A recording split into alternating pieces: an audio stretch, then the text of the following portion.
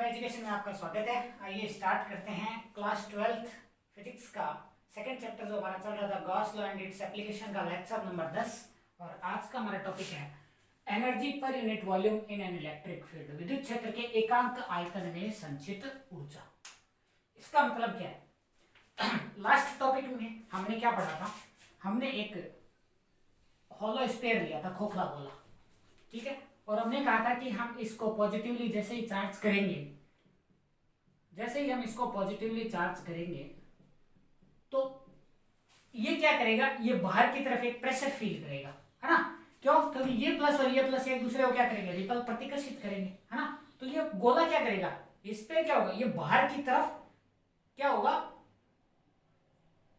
फैलेगा, बाहर की तरफ ये फैलेगा, मतलब बाहर की तरफ ये एक प्रेशर फील करेगा, दाब कितना, P is equal to 1/2 sigma square upon epsilon naught, या फिर epsilon naught E square upon 2। ये फॉर्मूला हमने पिछले लेक्चर के अंदर ड्राइव कर लिया था, ठीक है। अब जब ये कंप्रेस होगा तो इसको कंप्रेस ना होने के लिए मान लेते हैं, ऐसे मान लेते हैं कि ये फैल रहा है ना, ये फैल रहा है, तो ये गोला कितना फैला, है ना, इसके रेडियस के अंदर कितना इंक्रीमेंट हुआ, है ना।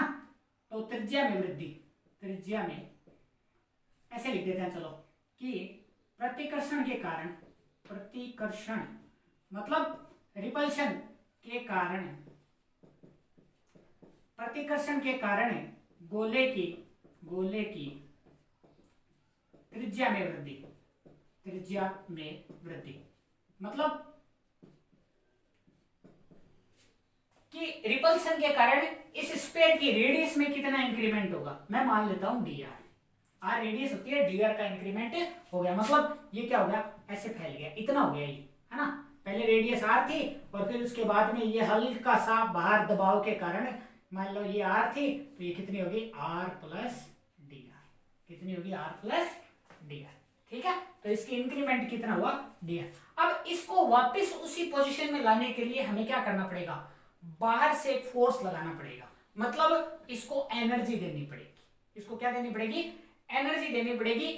तो वो एनर्जी क्या होगी, इसके वॉल्यूम के अंदर स्टोर होगी, वो ऊर्जा क्या होगी, इसके आयतन के अंदर संचित हो जाएगी। तो इसके यूनिट वॉल्यूम के अंदर, मतलब एकांक आयतन के अंदर कितनी ऊर्जा संचित होगी वो हमें ज्ञात करना है। क्यों? क्योंकि इलेक्ट्रिक फील्ड तो इस पर लग रहा है, इलेक्ट्रिक फील्ड तो इस पर अप्लाई हो रहा है, तभी तो ये फैल रहा है। तो उस इलेक्ट्रिक फील्ड में इसकी यूनिट वॉल्यूम के अंदर कितनी एनर्जी स्टोर होगी, है ना, तो वो हमें पता करनी है। तो प्रेशर कितना है, 1/2 sigma square upon epsilon not, तो इस पर फोर्स कितना लगेगा, है ना। फोर्स क्या होता है, फोर्स क्या होता है भाई, फोर्स होता है प्रेशर इनटू एरिया, है ना, यही तो होता है। P इजिकल टू कितना होता है, F अपॉन A, है ना।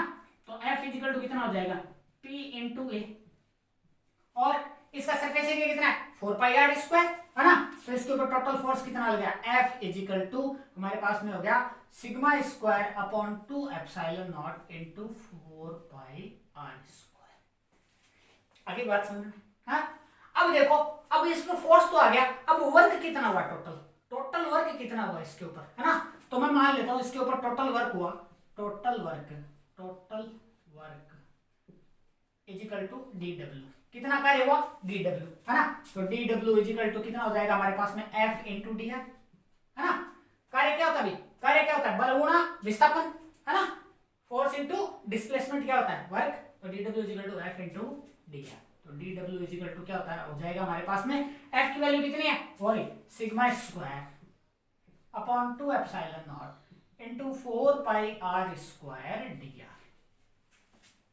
आगे बात समझ में, हाँ। अब ये देखो क्या है, ये देखिए क्या है, ये क्या है, ये बढ़ा हुआ वॉल्यूम, ये क्या है, बढ़ा हुआ वॉल्यूम, इसको क्या बोलेंगे, देखो dv is equal to 4πr square D R. क्यों, कैसे होता है, देखो v इजिकल टू क्या होता है, 4/3 πr क्यूब, है ना। इसका डिफरेंशिएशन करेंगे, इधर करेंगे dv is equal to 4/3 pi constant, ये तो पूरा कांस्टेंट है, r क्यूब का 3r स्क्वायर, r का dr, 3 से 3 कैंसिल हो गया, कितना बच गया, 4πr स्क्वायर dr। तो डीवी की वैल्यू कितनी है हमारे पास में 4πr² dr। तो dw इज इक्वल टू कितना आ गया sigma square upon 2 epsilon naught into dv। कितना आ गया sigma square upon 2 epsilon naught into dv। अगली बात समझ में है ना। अब टोटल वर्क निकाल लेते हैं। टोटल वर्क निकालेंगे तो क्या करेंगे दोनों तरफ इंटीग्रेशन है ना। तो इधर इंटीग्रेशन हो जाएगा w is equal to sigma square upon 2 epsilon naught क्या हमारे पास में कांस्टेंट और ये क्या गया dv। ठीक है dv का इंटीग्रेशन क्या होता है v है ना। और ये क्या है w क्या होता है कार्य वर्क और एनर्जी दोनों एक ही चीज होती है। जितना इस पर वर्क करेंगे उतनी की उतनी एनर्जी इसमें क्या हो जाएगी स्टोर हो जाएगी है ना। तो हम क्या लिख सकते हैं u है ना। W is equal to U is equal to कितना हो जाएगा sigma square upon 2 epsilon naught into volume. ठीक है तो U अपॉन V इज इक्वल टू कितना आ गया sigma square upon 2 epsilon naught. देखो ये क्या है U एनर्जी V वॉल्यूम मतलब एनर्जी पर यूनिट वॉल्यूम।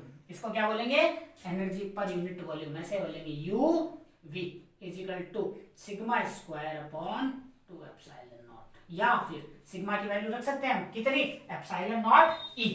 क्या होती है epsilon naught E upon 2 epsilon not. Epsilon not से एप्सिलॉन नॉट गया कितना 1/2 epsilon naught E square UV मतलब यूनिट वॉल्यूम के अंदर स्टोर्ड एनर्जी का फॉर्मूला हमारे पास कितना है 1/2 एप्सिलॉन नॉट E स्क्वायर या फिर कितना आ गया sigma square upon 2 epsilon not. ठीक है ये फॉर्मूले हमारे 17वें चैप्टर में बहुत काम आएंगे। यहाँ तो चलो छोटा मोटा क्वेश्चन बन सकता है यहाँ से परंतु 17वें चैप्टर में ये काम आएंगे हमारे। ठीक है तो ये आज का डेरिवेशन है। अब एक लास्ट टॉपिक रहा है वो आपको कल करवा देंगे। कल गॉस लॉ खत्म हो जाएगा और उसके बाद में स्टार्ट करेंगे इलेक्ट्रिक पोटेंशियल। ठीक है चैप्टर नंबर